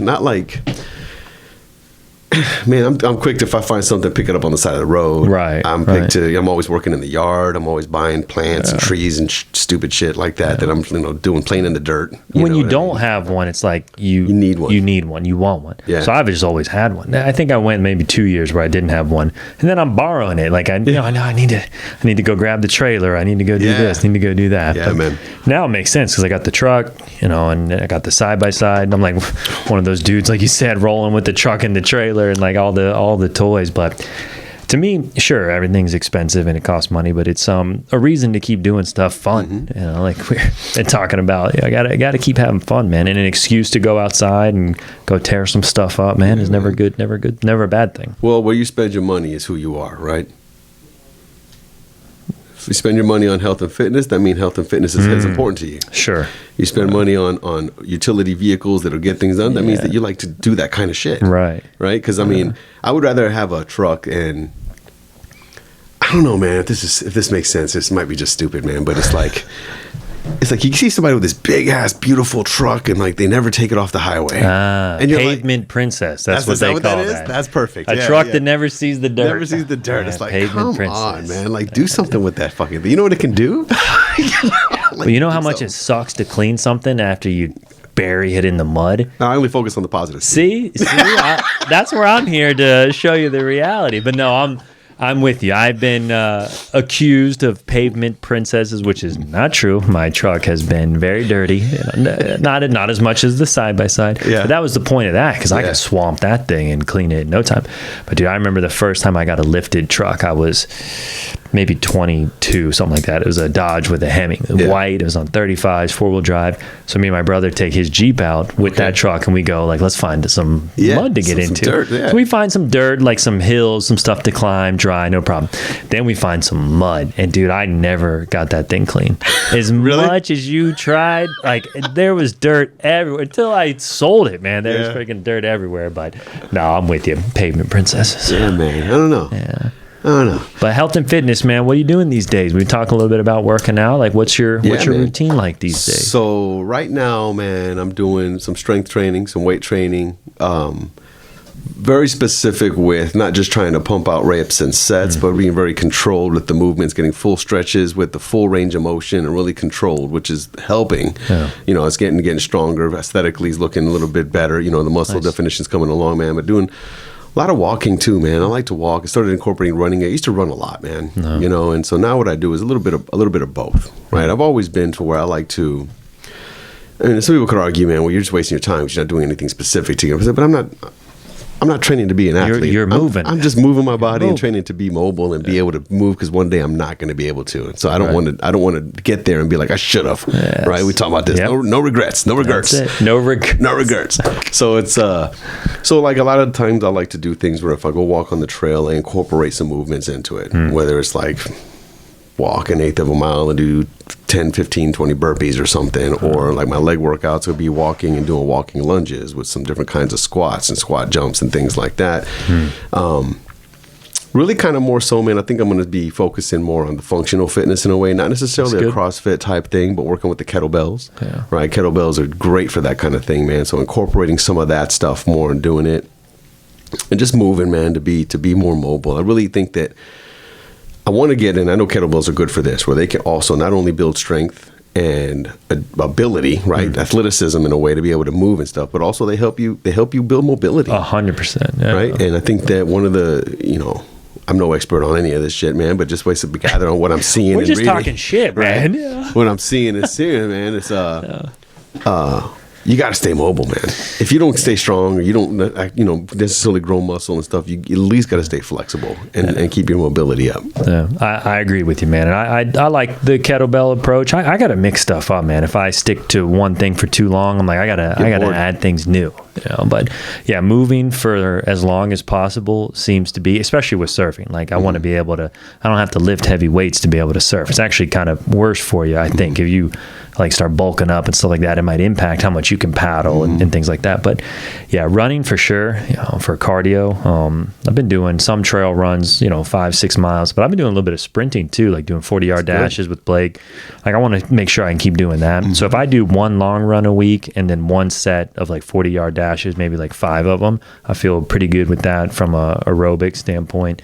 Still getting in the sauna, still getting in the hot plunge. Yeah. I haven't been cold plunging as much since it does both. It doesn't take long for it to cool down. Yeah. But like Kelsey and Zoe, they love it hot, man. So it's like that thing's hot all the time. Yeah. So, but I'll go like at 110 degrees in the water for 10 minutes and then like jump in at 220 in the sauna for like another 10. Man. That's nice, huh? It's nice, but like I think I'm dying. Or like you definitely come out of there where you feel like you're hallucinating a little bit. It's a good time, man. But so something that it's amazing how when you really kind of the subtle differences, the switching your mindset on what you're doing impacts things, right? Sure. So before I would think to run, I'm like, oh, I gotta sweat, gotta lose weight, gotta always. You equated cardio with losing weight, knowing in the side effect. It was almost like. I had it all wrong, right? You kind of have it wrong. Yeah. You think I run to lose weight, and the side effect is I get good, healthy cardiovascular system. No. You run to get a good, healthy cardiovascular system, and the side effect is you lose weight. Exactly. Right? So it's a cheating leg workout too. Running is like your legs are like your only thing that you can work. You can work those every day. Yeah. If you try to do pull-ups every day, I've gone through stages where I've done pull-ups every day, but then stuff will start to hurt. Yeah. My wrists will start to hurt. My shoulders, elbows, like my elbows start to hurt. I'm like, I'm doing too many pull-ups here.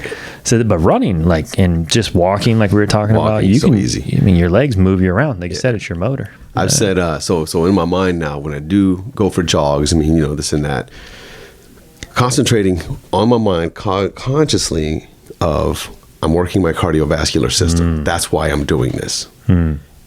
Go longer, smoother. It's more enjoyable for some reason, right? It's just kind of like, it's not this arbitrary goal of losing weight. It's like, okay, if I drop a few pounds, great, but my lungs are getting stronger. I'm going to be able to run if I need to a mile to go save somebody's life or carry a message. My heart's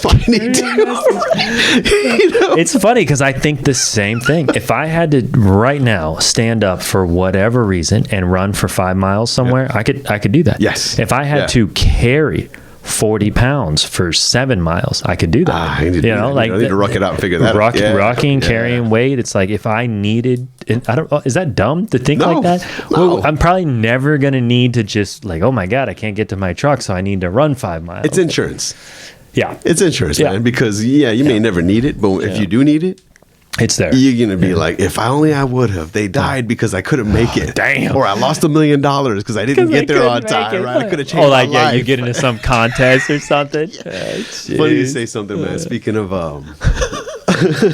like hallucinating. Yeah. All right. So I saw this comedian, man. I'm going to try to find the skit and I'm going to send it to you, man. And I can't give him props for it, man. But he had this bit, man. It was hilarious. And he goes, I thought about you when I saw this, right? And it says, this guy goes, what's up with this microdosing shit, dude? These people are doing with these mushrooms. Like, they say, okay, you can do these things and make your workday happier. You can get more productive. And he goes, what the fuck happened to us that we're taking shrooms to get better at work? Why'd that make you think of me? just because. I don't know. I don't take shrooms at work, for the record. For the record. No. But his whole point was, it's like, how ridiculous is that? No. You're supposed to go in the woods, take your body weight in shrooms, see God, and come out a different person. That's the point of shrooms. That's the point of doing the hallucinogens, man. The most I've done is 7 grams. I did 7 grams in one sitting, and I thought... I still sometimes think that maybe we're in a simulation because I felt like it was like the Matrix, dude. Like I felt like I could control everything that was happening. Oh, and I'm like, you became in tune, man. I'm plugged in somewhere. Like, unplug this thing. You came into the quantum physics. You're about to put your hand through the table. So a little bit is nice because it's not like you're ever. I've never been even on 7 grams. I'm still in control. Like I'm if I had to drive, I could. I wouldn't want to, but you could. Yeah. But like a gram here, 2. I used to love driving when I was tripping. So it's like a video game. The video games where you control the car with the little switch and you keep it in the that's what it felt like. Nah, man, it's interesting. I was driving the other day and I said I saw a bunch of cows in this field and I was like, man, I know there's some good spores growing out there, man. You know what? I need to come back out here and get some, right? And I'm thinking, okay, all right. So I got to come on a full moon because this is how we used to do it, right? Come on a full moon so you can see. After the rain, right? Nice hot summer day. I said, okay, somebody got to drop you off, drive exact same speed, 5 minutes, so that when they come back, you can both time each other out while you're driving. So you're going to drive 5 minutes, come back 10 minutes, we're done waiting. And so I'm thinking, you all had it planned. No, man, this is a regular occurrence. We used to do this all the time, right? So I did this, and then I'm sitting here driving. This was 2 days ago. I was thinking of this, and I'm like, fuck, dude, am I too old for this shit? To be jumping fences and running on people's land in the middle of the night to grab shrooms? And then I started doubting, like, nah, it's fine, man. But nah, man, I couldn't tell you. Did you do it? No, Okay. Not yet. Let's see what happens, man. You never know you never know what a day will bring, man. So, anyways, I like them, man. I think it should be legal. Yeah. And you don't have to jump some dude's property and get shot. Well, that's the thing. So the person I was with was like, I think you can just probably buy them somewhere now, right? And I'm saying, yes. It's coming. Much more accessible. It's coming. Much more accessible now, man. Yeah. But anyways, I couldn't tell you like amounts because we used to, at that time when we were you weren't weighing them out. Yeah. No, because we'd boil them down. We never ate them. Eat your body weight? Tell me you ate your body weight. Who knows, man? I mean, it'd be like a grocery plastic bag, half full. Throw them in a big pot with some water. Damn. Boil it all down. Pour the black liquid, the black freaking blood of the devil into a cup or something, right? You know what I mean? And everybody pass the cup around. It just, people ask you, like, what does it do? What is it? It opens up something in your brain, at least is what did it for me, that I didn't know I wasn't using. Mm-hmm. Like I'm like we were talking about earlier, like I'm really in tune with, if birds are flying around, if checking out plants growing randomly, like I try to stay present in that way. But man, like whatever's in psilocybin, when it hits your brain, your pupils get a certain way, and like everything is alive, dude. Like it just really, for me, it helps me like realize like you're in the grand scheme of it, you're just a part of this. Like you're not better, you're not worse. You are what you are, and you're a part of it. And we think we know certain things because we can talk and we can communicate and we have technology and stuff like that. But it really helps me stay focused that like, we're just a fucking animal here on this planet, and no one knows what happens when you die. No one knows what happens when you go to sleep even. It's just... I think it's something that every time I've done taking in psilocybin, man, and really inject like a good amount and really had an impact, man. I've always been a little different in a very positive way afterwards. Yes. In a very positive way, man, where it does connect. Like, I'll tell you, man, some of these simulations now that they have with CGI on this is what it looks like when you're tripping. Oh yeah. Like what they're doing with the brain mapping? Is that what you mean? No, I'm talking about just the visuals. Okay. Like here's a random picture of a tree, and this is what it looks like. Yeah. We've gotten pretty good with the CGI shit to nail that shit down, because I'm looking at it like, yes, that's what it looks like. Yeah. Before they make it all wavy and weird. Now it's like you see the things crawling and how everything kind of just. I loved it. It was almost like you could see all the cells of everything just kind of.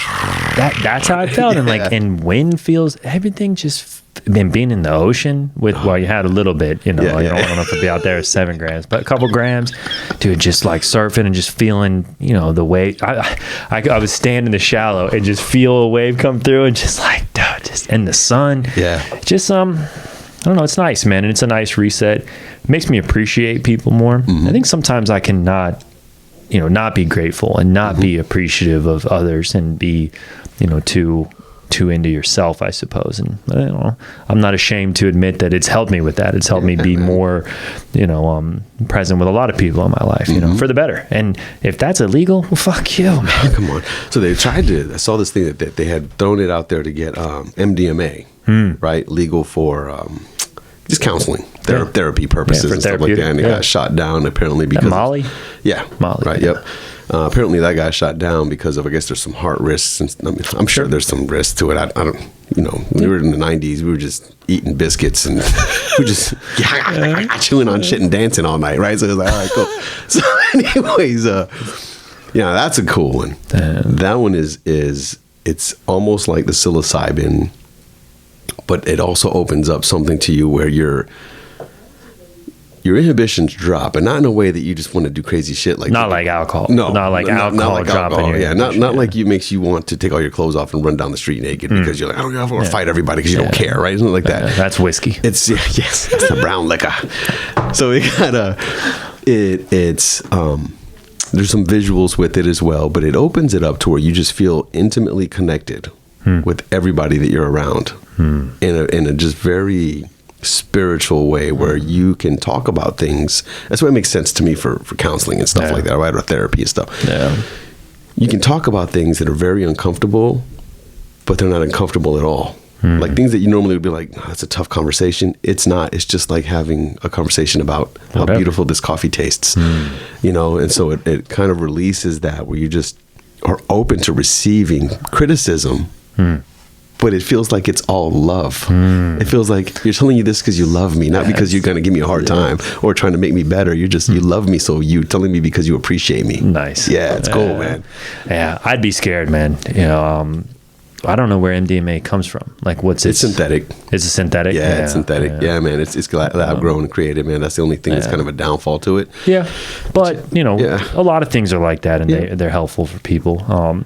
I got a psychologist coming on who specializes in like ketamine treatments for which they're doing a lot with psilocybin, MDMA, ketamine, those kind of things. Being able to really help people and like getting them through some serious trauma. And it's just sad to think like you have to go through trauma to be able to have those things or be able to like be comfortable in an environment where it's safe, where it comes from, you're in a controlled area, like. You have to have trauma to go through that. It's just I don't know if you have to have trauma to do it where you don't feel like I'm going to end up arrested or it's going to be a problem. Oh, I see what you're saying. That it's a shame. It's a shame that you have to have some sort of issue in order to experience that. Yes, I agree with that. I got to have PTSD because of whatever happened to me. So that gets me into where I can talk with the doctor and get treated for ketamine and have this life-changing experience that so many people talk about. Yep. I'm sure it's not the same for everybody. Some people are probably like, oh, it made it worse or whatever. But I think we should be able to test it, and people should be able to do whatever they want with their bodies, man. It'll get there over time, man. I think with a lot of things, it's just figuring out. I mean, there's a lot of things that are done for the sake of public safety that are really just about making money and control. I mean, a lot of things like that, man, unfortunately. But I mean, that's stem cells. That's some of the stuff we were talking about earlier. Like, you got to go to another country. Like high-end people, like athletes, they're going to Germany to get surgery. They're going to Panama to get stuff done because of what can be done there and not here, and getting tremendous results. Yes. It's like, it's different. Like, what was it? I don't know, I wasn't there, man, but I trust my daughter. Man, she was like, man, they have sell like Ozempic in the gas stations over here. I'm like, what? What? In Japan? Yeah. Gas station Ozempic. I bet you it probably isn't Ozempic. It's probably like those ultra speed pills you can get out here at 7-Eleven down here. They package it differently. Okay. So it's it's a semi-glutide or something. I forget what they call that. But yeah, there's a lot of generic ones of those coming out now. Yeah. That shit's scary, man. That is, man. I'm not down with that shit. I mean, if you need it for the purpose that it's designed for, like a jump start to weight loss. No, I mean, because of my understanding, I don't know the details of it. In my understanding, it's an insulin regulator. Yeah, it's a diabetic medication, yes. Right? So if you need it for that, and then the side effect is like, hey, you're going to lose a lot of weight. Are you comfortable with that? Yeah, okay, it's worth the risk of me regulating that. But I think that we don't know what the real risks are. So when people start taking it, it's the same. Like these other drugs, right? Yeah. You have this MDMA or LSD or these things that are designed that could be used for helpful things. But what happens? Because we're people, we're animals. Yeah. You know what? It'd be just fun to take it. Yeah. Let's just do it for this reason, which has nothing to do with what it's designed for. Ozempic is not on my list. It would be fun to just take it. Just melt away. I think, again, it's easy for me to say, but it just seems like there's a formula to losing weight, and it's not easy, but I think there's something built into us where we want to take the easy approach. But what's scary is how much money they're making on that stuff, dude. Yeah. Like in the short amount of time, I'm pretty sure that it's the most profitable drug ever. Damn. Already. Think of how much money was made off of all those the opioids, the oxycodone. You're talking about more than that. Oh my God. That's a lot of money. Let's guess. Let's guess how much money just Ozempic. What do you think? Globally? Yeah. What are we talking here? I guess. How much money has Ozempic made? How long has Ozempic been around? Let's figure that out first. Because it may be around for 30 years. We just never realized it, right? Okay. You're right. Just the 2023 sales of Ozempic, $18 billion. How do we get a piece of that? How do we get a piece of that commission? I don't want a piece of that, man. Ozempic maker now worth $500 billion. $500 billion. When was Ozempic created? Is that what you're asking? Yeah. Ozempic created. Patented? Made? Discovered. Oh, sorry. No, you're good. 2008. Wow. Okay. Bro. A phase 2 clinical trial began studying semaglutide, a once-weekly diabetes therapy as long-acting alternative. Wow. Clinical trials were in 2016. So since then, now they're doing, what was it, $18 billion a year? In 9 years. The guy that, in 9 years, the company that made it made $500 billion. Holy shit. Damn. That's crazy. I'm speechless. It shows you that the demand is there, and it's sad. It's sad, man. It's sad. I mean, dude. Listen, man, I think there's good medicine out there that does good results if it's used for what the purpose of it's for, right? Sure. It's supposed to be used for this. Let's use it for that. But when people start understanding, oh, here's a side effect. No, not to be fair. People designed a lot of drugs for one reason, that the side effect ended up being more beneficial. Okay. Yeah, right? I'm sure. So there's stuff like that happens. Yeah. But they're a lot of it's guessing, man. They do know a lot about medicine and the human body. more so now than we ever have in the history of humans, for sure. Doesn't mean it's all right. Doesn't mean they know what long-term effects of things are going to be. But injecting stuff into your, I think they put that in their stomach. I think it's a straight injection into their stomach. Yeah, I had to do allergy shots like that for a while. Oh, that's right. Sucks. I forgot about that. Yeah, I forgot about it. Did it help? That helped? It helped a lot, man. Good. Actually, yeah, man. Yeah. I'm still not. I still have sinus issues. Straight into your stomach, man. Yeah, Jesus. yeah. Or yeah. Bro, we were talking about Jake Paul earlier, and I wanted to show you this. So supposedly, this was the latest, that since Mike Tyson's getting pushed to November, that he's going to fight Mike Perry, an Orlando guy. So he's still going to fight somebody else this round. He's just going to fight. He's going to fight Tyson then. Okay. Yep. He's fighting Mike Perry now, which I think is really cool. I like Mike Perry, but dude, here's some of his highlights from bare knuckle, dude. This guy's.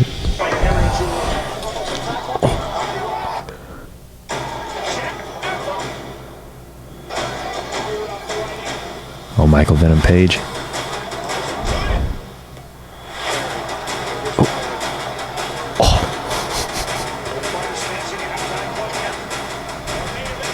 I don't know if Jake gets through Mike Perry, dude. I don't know, man. I don't know, man. There's a different level of resilience with that shit. Yeah, I mean, I don't think he's putting him away. That's Michael Venom Page, that tall black guy right there. I can't believe he got in there and fought Mike Perry. He's in the UFC now. Oh, this guy's a savage. Dude, he's a different breed. He's a monster. Man. But these are short rounds. I think they're only 2 to 3 minute rounds, too. Okay. Try to piece him up. Platinum. Hey. He was all lumped up. Dude, when people get done fighting in bare knuckle, oh my God, their faces are cut up, dude. All right, let's watch Jake's knockouts, man. Come on. Knockouts. Can spell. Jake Paul, all knockouts and highlights. Dude. And when people say, oh, my ads got me, I've been looking at Mako boats. Motherfuckers. They're watching me. I do a boat. I really would. Yeah. So there's Anderson Silva, the fucking spider, dude. Man. I didn't realize he fought Anderson Silva. Yeah. Who's this? Who is that? Oh, that's that other YouTuber he boxed. This was a long time ago. Gibb. This is old. Look how small Jake looks here. Yeah. Well, he's looking good, though. He looks big compared to this kid. Yeah. How tall is he? He's pretty tall, right? I think he's 6 foot. He's getting big for Tyson, though, man. I mean, he's been putting on weight. Oh. Oh.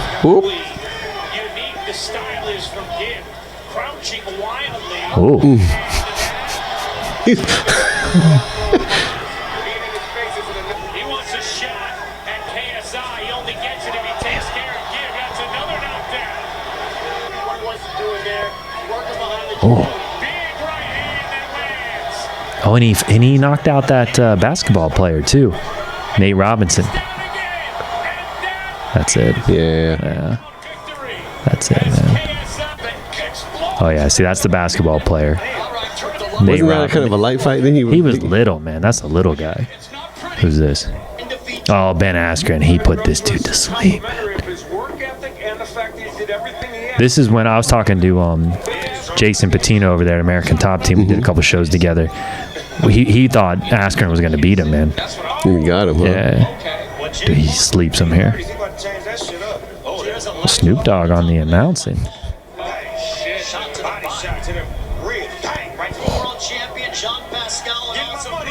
Oh my God. Boop, boop. Dude, I was just looking at his right hand. His right hand is nasty, man. Nasty, dude. Yeah, here's Anderson Silva. This one was sad. I think Anderson was 45 here, maybe. Oh, okay. Didn't Silva wrap his freaking shin around somebody's leg, kicking him once? Yes, he Chris Weidman. He was fighting Chris Weidman. Yeah. Oh. I'm pretty sure he knocked out Silva too.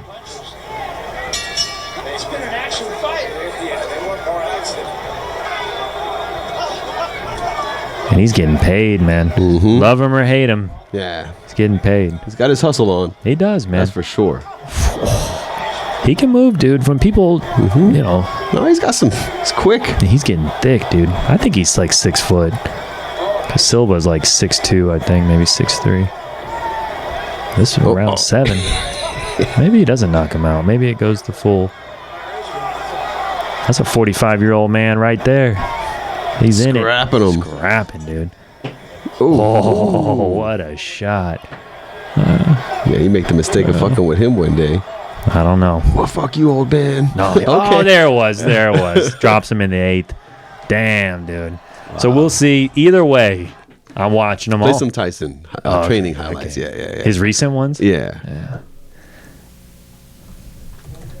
Tyson training for Paul 2024.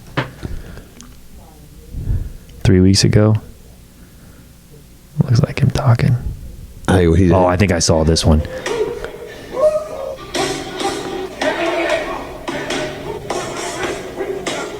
See, this is where I'm saying 2-minute rounds is in his favor. Yes. Because can he do this for 20 seconds, catch his breath, and do it again for another 20 and then get through the rounds? Yo. That's a 57-year-old man, dude. That's insane, dude. I saw this one clip where he was hitting a heavy bag. Not a heavy bag. What do you call that? That big, that thing right there, right? He was doing the aqua training bag or something. And the way that he hit it, the guy that was just kind of watching the video was like, I can't even tell you what that was. All I can tell you is that he went, boop, boop, boop, boop. Dude, that's what he did to the guy in the airport. Did you see that? Yeah. Oh, my God. He fucked this dude up in an airport.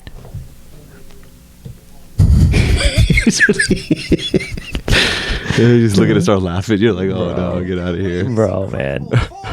What kind of idiot gets on an airplane? Start talking shit to Mike What the fuck is happening with people on airplanes, dude? Every week there is something. They've been insane since COVID. Yeah. COVID messed everything up with that shit. They started beefing on planes in 2020. That ain't a small dude, man.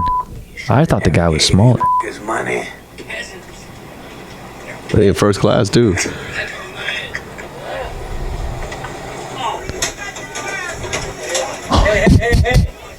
Hey, Mike, come on. Dude. Beat up by Mike Tyson. I think we were talking about that Joe Schilling. I think it's Joe Schilling. Joe. Yeah, trying to ask for an autograph, my ass. Supposedly he was being a dick. Yeah. There it is. Joe. Dude, this is the one where the guy flinches at him and he pieces him up, dude. That's not it. Body cam. Here it is. Oh, that's the dude right there? Oh! Here. Quick! Dude. He's like on the ground. Dude, talk about finding the chin, man. Dude, motherfucker. So crazy. We were talking about it earlier, man. You can't be fucking with people. No. You know, you have no idea what people are training or what they're doing or if they got a gun, man. Yeah, like, man. you just keep your mouth to yourself, man. Keep your mouth to yourself. Keep your thoughts quiet, Jeez. man. Be careful. Be careful. Well, Johnny, you're the fucking dude, man. It's been a fun day chilling with you, man. Oh, man. It's been good. We'll get together, man. It's for sure. Once a month night. At least, dude. Hang out, man. Let's do it. Man, it was awesome. This whole experience was great, man. This office is great. The people in here are awesome. Yeah, there's good people here. There's good vibes over here. Little beach community. It's the beach. It's the ocean, man. The ocean calms people down, dude. How you know what I'm saying, man? With the ocean, man. But yeah, man, I think that, man, we keep rocking and rolling, man, because ever since I met you, man, it's just keeping moving, man. I've learned a lot from you already, man, and I'm looking forward to keep growing our relationship and keep moving, man. Our families get along great, man, and so it's I don't know, man. I'm glad to know you, dude. Yeah, bro. Likewise, man. Yeah, we've been having fun, man. Yeah, like I said, learning from each other and just the family's getting along is nice. The wives like each other. Yeah. You know, we all had you out for the birthday too. That was a good time, man. Yeah. So next time. Yeah. So I'll tell you a funny story, man. So I might have shared this with you, man. We talked about the plan was for us to stay the night, right? Yeah. And we were like, Monica and I were like, what do you think? I go, I don't know, man. I don't know. And it's not that I'm just being. I was like, yeah, they're cool, man. They're great. Who think it'd be weird? I go, I don't know, man. What do you think, man? No, here's why. Okay. Here's why. Okay. you have a very tight family, like family all together, right? Yeah. And the folks that you hang out with them on a regular basis. Yes. All you guys are tight, kind of like us and our peoples, right? Yeah. And so the hesitation was like, well, man, they all know each other. Like, they're all family. Like, we're still kind of outsiders in this thing, man. You know what I'm saying? So you're in your own head. That's what you're saying? Yeah, 100%, right. The same thing you were thinking about staying with me and Tom out there? Yes, man. Yes, exact kind of thing, man. But I'll tell you what, man. After that night, we left, and no joke, on the way home. Now, we did have to do some shit with Ani that came up in the last minute, which would have been shitty if we stayed there, and we had to leave really early anyways. Sure. But, we regretted it. We're like, man, we got to plan to stay the night, man. I was having so much fun. We didn't want to leave, man. We did not want to leave when we had to leave. I honestly man. was surprised. Like, what? They left? Yeah, broke my heart, man. Nah, but just we so were you gonna know, chill the next day. That was the. I guess here's what it is, man. Like Monica and I, we're not guarded. We're open with everybody, but we're careful with our relationships and people, man, because people are weird, man. Not that you guys aren't weird, thank goodness. I mean, in a bad way. Put it that way. Things get weird sometimes. We're strange. We're really strange people, right? Straight up, man. We think, we see the world in our way, right? So, anyways, but I've been meaning to say that to you, like, man, we can't wait till next year. We can't wait to stay the night and hang out, man, and all that stuff. That was like the final. It was cool. That was like the final level of, okay, you're in. You're in exactly, the group, exactly. You're not an outsider. We're not an outsider anymore, you're man. And we didn't feel regular, like it. Bro. There it is, man. We're known like, oh, hey, Johnny. You've been to multiple of the parties now. Yes. That house was dope. It was so different, so unique. Is that going to happen next year too? Same place you're thinking? We're not sure. She may want to go back to that same house. We may look for another lake house, like, just try to mix it up. That's part of having fun, dude, is like, going to different places. We're not sure if we're going to do them at the house anymore. Just that becomes such an event, man. She has so many people come to these things now, man. So it's nice to have like a smaller group, but in that kind of, I mean, I guess it still was, I don't know. Well, when you have that much space, it was, I don't know. It didn't feel like, no. There's playing that, you were there for the board game. Yes. Adult Pictionary. Adult Pictionary. That was so funny. That was hot. That was super fresh. We had, there's a ton of cool Airbnbs out there, though, man. Themed Airbnbs that are freaking awesome, man. Like, it's cool, man. I'll tell you what, I've showed so many people that picture that bass. Yeah. You caught a mondo, that was the first time I was like, that's some magazine shit. And I did it. I was told like, you, bro. Man. Tom was like so committed and he didn't get it. He's like, what the fuck? It was so great because like 7 people caught fish off that dock, dude. It was so sick. It was awesome seeing the baby gators and all that stuff. Man. It's funny because the people I show it to and I zoom into the background, you see the curls. I'm like, check this guy out. Oh, you're hanging with McMurtry? Oh, they think it tells me. Like, look at that. Look at those curls. You know who that is. Man. That's all it took. Yeah, that was it, man. That was such a great time, dude. And those are the kind of events we like too. Just, it's a nice reset, man. And that, but those communities that she and I bring together, it's some family, but some of those people were the first time I've ever hung out with them, man. So it's not really? Like, yeah, dude. That's awesome. That's what's cool about it. That's super cool. Yeah. We did have to kick all those Germans out. They wanted to stay. Those dudes were cool, man. But they were a trip. It was like 4:00 in the morning. We're like, all right, guys, we're going to bed. Yeah. It was funny. I was talking to the one guy, man, and I me, man. I'm like, I live how I live. Not that I'm crazy, but meaning how I see things and stuff, right? So we were talking about Puerto Rico, and he was talking about, I love Puerto Rico. Have you been to Puerto Rico? He said, where are you from? And that's always my answer is I'm from here and there, right? Because I was like, but where are you from? Where were you born? I said, I was born in Puerto Rico. He said, oh, Puerto Rico, man, I've heard it's beautiful. And I was like, well, I haven't been there since I was 15. He was like, but that's where you're from. It's your homeland. And, yeah, exactly. He kind of gave me a vibe like I almost felt guilty. And I was like, you don't really... I don't think that way, dude. Listen, my home, that is my blood land, right? So I'm born there. My parents were born there and all that stuff. But the world is my home, man. And it seems cliche and weird, man. You know what I'm saying? But I feel like, man, home to me is Florida because I've been here for so long. Where I live is home. I don't see things in terms of how it should be or you should. Yes, we should. And I want to and I will, right? Because that is who I am and stuff like that. But it was just interesting to see. What stood out to me was like, yeah, man, a lot of these people from these other countries really just...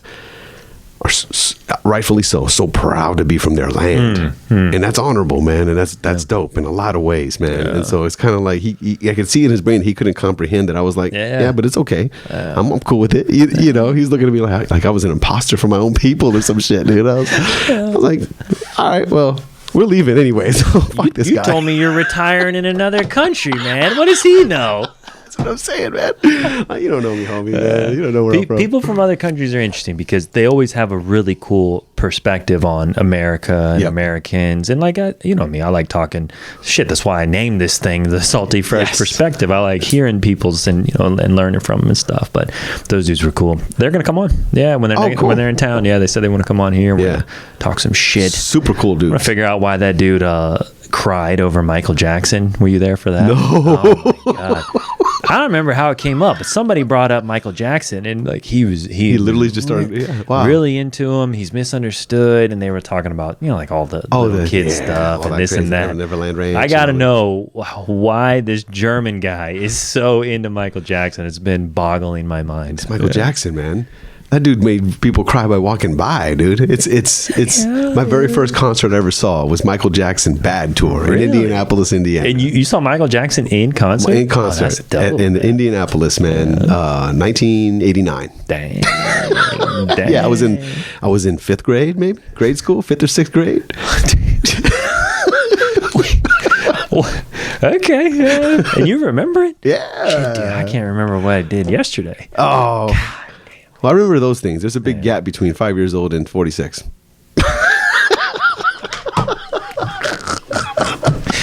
Jesus, nah, brother, man. But yeah, that was my first concert. It was awesome concert, awesome show. And that was when he was at. I mean, he was freaking at his height for so long, but that Bad Tour was when he was. That was the one. He was in the 80s. Michael Jackson is the pop culture. It's 80s, dude. You know what I mean? The end of the 80s. I didn't mean to offend you by wondering why someone would cry about Michael Jackson, but I struck a chord. My first concert, man. It's the Michael Jackson, dude. You know what I'm saying? So, anyways, he's an interesting case, man. I saw something once that they think. His relationship with his father, and like maybe the dude was like castrated and stuff at an early age. Yeah. That's what the kind of stuff we were talking about, to keep his voice high. Exactly. There was I've heard stories of people that were with him and they said, "No, man, you never heard Michael Jackson's real voice. This time he's talking. That's not for show. That's not for show." When he got out, when people would leave the room, he'd be like, "Man, I don't know what the fuck they were thinking about." No, really? Voice would drop down. I'm gonna look that. It wouldn't drop down like that, but it was definitely not the the high pitched Michael Jackson. But anyways, we'll go on forever. I know, man. Well, it was good to see you. Good hanging out, man. Let's get out of here. Absolutely. Do it again, brother, as always. Yeah. Swoop.